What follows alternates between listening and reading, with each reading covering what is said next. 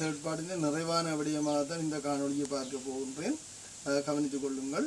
அதிலே முக்கியமாக இந்த தற்கால கவிதைகளிலே அகலங்கனுடைய தர்மராஜா என்று அழைக்கப்படுவர். அந்த அகலங்கனுடைய கவிதை முக்கியமானது. குழந்தையன எனது என குதூகலிக்கும். அதிலே வன்னிவள நாட்டினுடைய இயற்கை வளம் என்று கேட்கலாம். மற்றது அணிச்சுரம். இந்த ரெண்டிலும் நீங்கள் கவனமாக இருக்கணும். மற்ற உழவர்கள் பற்றி அங்கே கொஞ்சம் தனித்து கூறுகின்றார். அதாவது தேனருவி என வழியும் ஏருளவன் வேர்வை என்று சொல்லுகிறார்.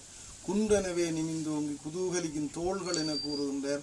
தனித்து நின்றும் சத்தியத்தால் தலை நிமிரும் என்று கூறுகின்றார். இப்படியான விடயங்கள் எடுத்து காட்டி நீங்கள் குணக்குன்று குலக்கொழுந்து என்று குலவிளக்கு என்று சொல்லுகிற விடயங்கள் எடுத்து காட்டி விளக்குதல் வேண்டும்.